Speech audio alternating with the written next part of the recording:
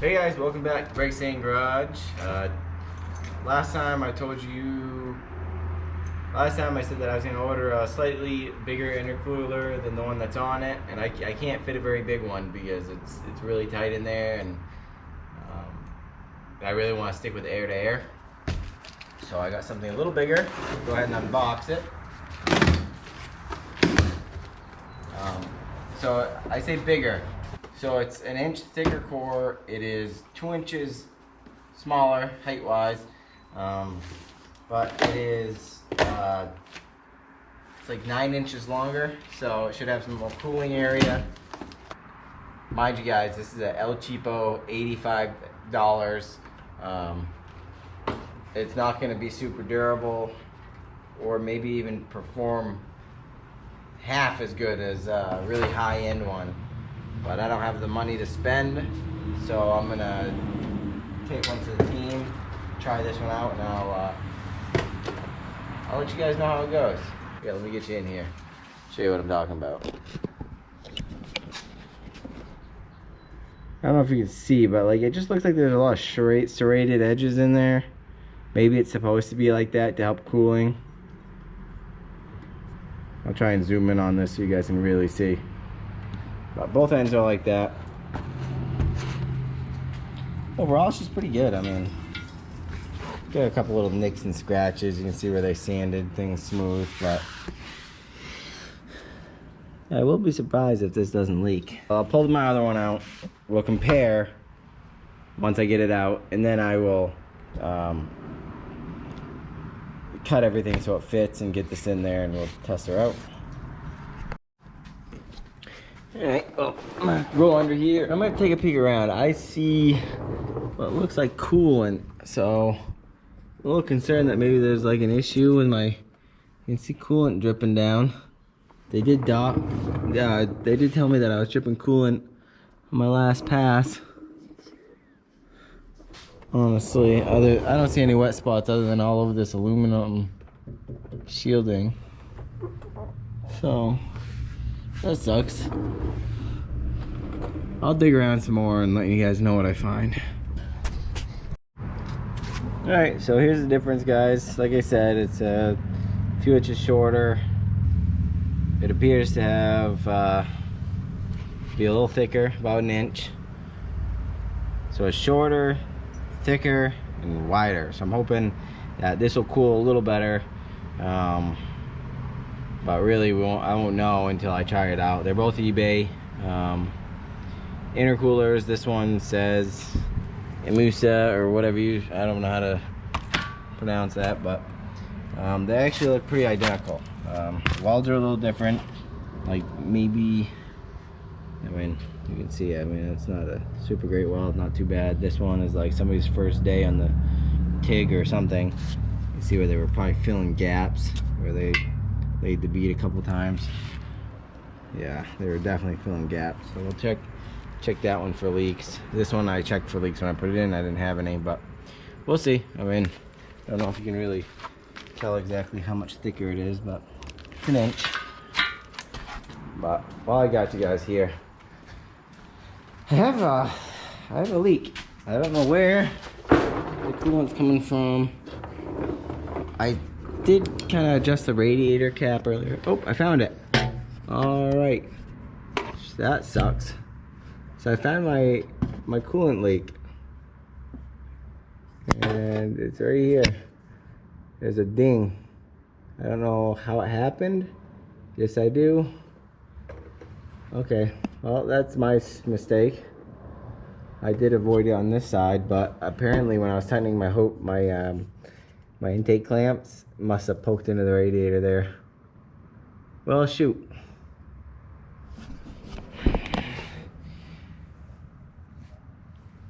Well, that sucks, because that radiator was like $900 with shipping for that and the fans. Well, I guess I'll have to adjust that one before I get it back together. I'll have to bring it to the radiator shop or see if one of my friends can TIG it or something. Poop. Well, I guess I can't really get this radiator in today, but I'll try and just fit it in here, test fit it, and see how it looks. Alright, well, I can't mount it in completely, but here it is. The intercooler pretty much spans the whole width of that, which is a huge improvement to the old one. I just have it sitting up here. I haven't done the mounts or anything, or have it hooked up to the pipes. But everything's going to be really close to where it was originally with the other one. I'm really going to have to tackle that leaking radiator like right now. I'll get draining the coolant and find somebody that can take that or whatever they're going to do. I don't know if they're going to do that or braze it or solder it or whatever. So hopefully I can get this radiator patched back in.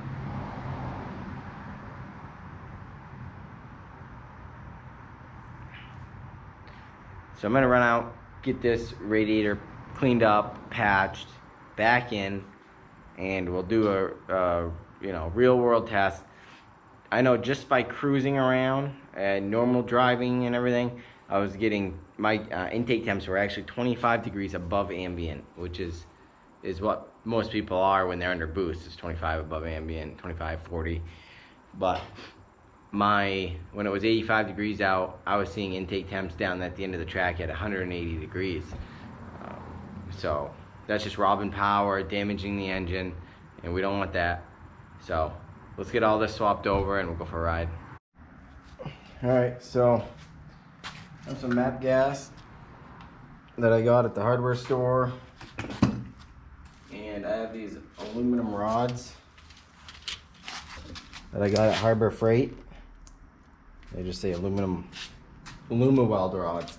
So I thought I was gonna have to get some flux because everywhere I could find said I needed some, but I ended up looking into it and I couldn't find it anywhere locally. So I figured I'd give it a go without it. So I'll show you the improper technique, which is just not enough heat. So I'll show you that first and what happens when you don't use enough heat, and then I'll show you what it looks like when you do use enough heat. So you want to make sure your aluminum's really clean.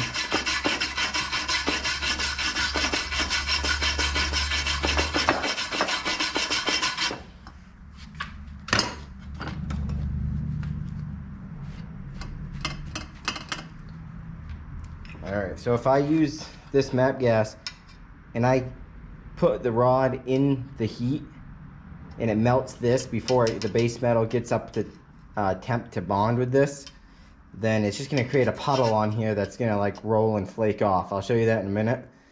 And then I'll torch this for like 30 seconds so I know it's hot. Instead of like hanging this out in the flame so this melts, I'm just going to come in and kind of rub the base metal until, and then pull back out of the flame, because I'm not trying to heat this up with the flame, not right yet.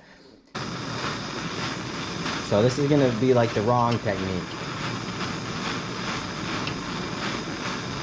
So I'm starting to melt, and you can see that it's not bonding to the aluminum. You just kind of blobs on there, and that's not what you want, because then you can take this and lift it right off. It's none of that's bonded. So I'll give that a quick wipe.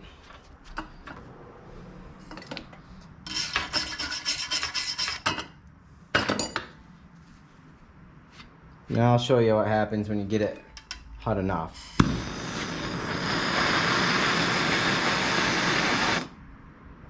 Get you a little closer. So you'll see the puddle. It makes more like a thin puddle rather than a big blob. And it's going to get really hot. You can see smoke come out of this end because inside this is real hot. It probably has maybe some oils or something in here, but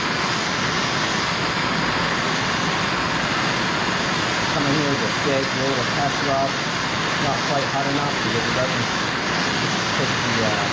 doesn't melt the tip of this just above base metal.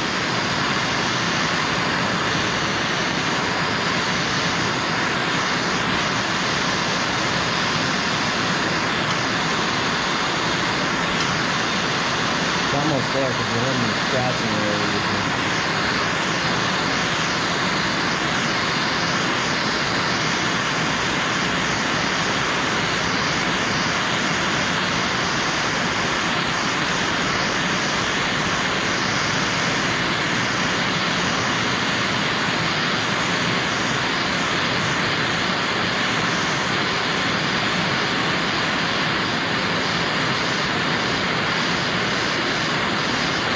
see it's more like a puddle rather than a blob.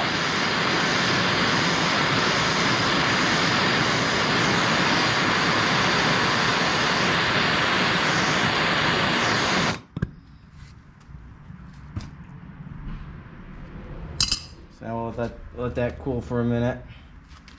You can see these blobs, they don't stick to anything. But this one right here, that's bonded to the aluminum pretty good.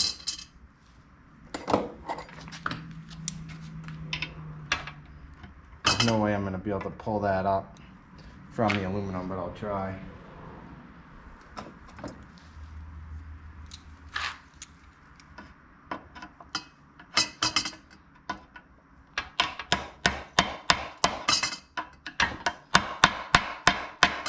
As you can see, I mean, I'm not getting that up. And you can see that up in here. You can see it's more like a puddle, you know, and you can just tell that that's bonded by looking at it. I mean, you don't know the quality of it, but the base metal got hot enough to actually bond with the aluminum. So that's the key. I don't know if you can get that hot with just propane. That's why I bought MAP gas. So now that I figured that out, I'm gonna come over to my radiator, get that out, and we'll get that cleaned up and get you zoomed in there, so you can watch me either completely destroy this or make a successful braze. Alright, so, well, keep in mind, this is my first time doing this. I rinsed the radiator out with water,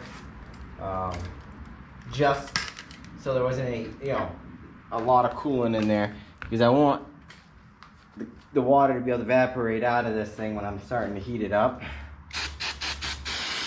And I'm spraying this with electrical cleaner just to get some of this coolant off, but I am gonna have to make sure that it's dry so I don't blow this place up with the MAP gas.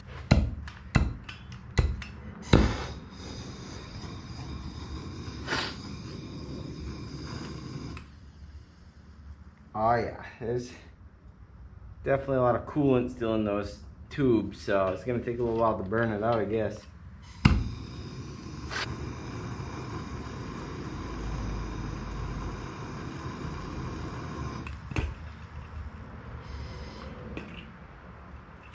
Definitely don't want to breathe that in.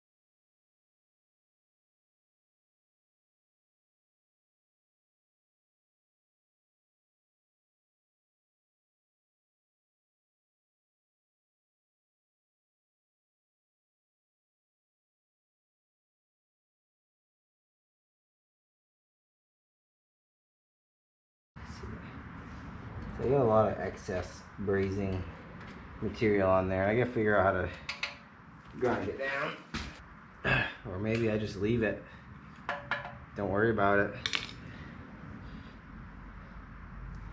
Yeah, maybe that's the thing to do. I just don't want to be too particular about that hole. I mean, about the excess aluminum weld and start, you know, making it worse, trying to clean that up, because this is not a professional repair, but I am trying to make it so it's reliable. Well, other than having a big chunk that almost dripped off right here, I think it's pretty good. So I'll get this on, fill her up with coolant, get the intercooler mounted, start her up and go for a drive. The clutch is going to be slipping, but I figured if I drive it enough, I might come out of it enough to be a daily for the rest of the summer. Or this week I'll be taking out the trans and getting that clutch rebuilt.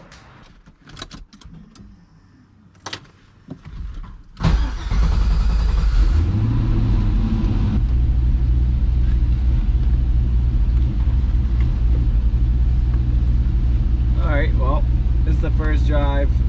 I just fixed a leak on my radiator, I hope, and I installed a little bit bigger intercooler. It's an inch thicker and like 9 inches wider, so it's a little shorter, but that's fine because that was just dead space right above the right behind the bumper anyways, so it wasn't like it was contributing towards cooling or anything. Go for a ride, see how she does.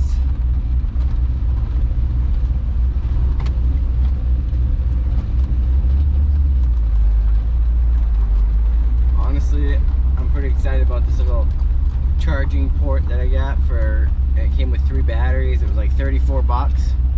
Tells you the charge and stuff on them. I'm sure they're not the best batteries, but for $34 with a charger, I can charge it from any USB. It's a pretty good deal.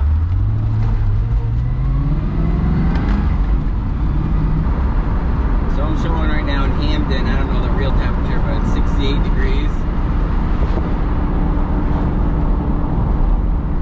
So we'll just assume 68 is the ambient temp for air. Until everything's heat soaked and whatnot, I won't really know if this intercooler is helping. Well, there you have it. The car's back up and running, but not for long. I got the bigger intercooler on there. We fixed the radiator leak. But now the clutch is just completely shot. So I gotta get that torn out. I'll get you guys on a time lapse for that. Get it sent out to Ram Clutch. And then hopefully we'll be back together soon and we can hit up another street night. We'll see you next time.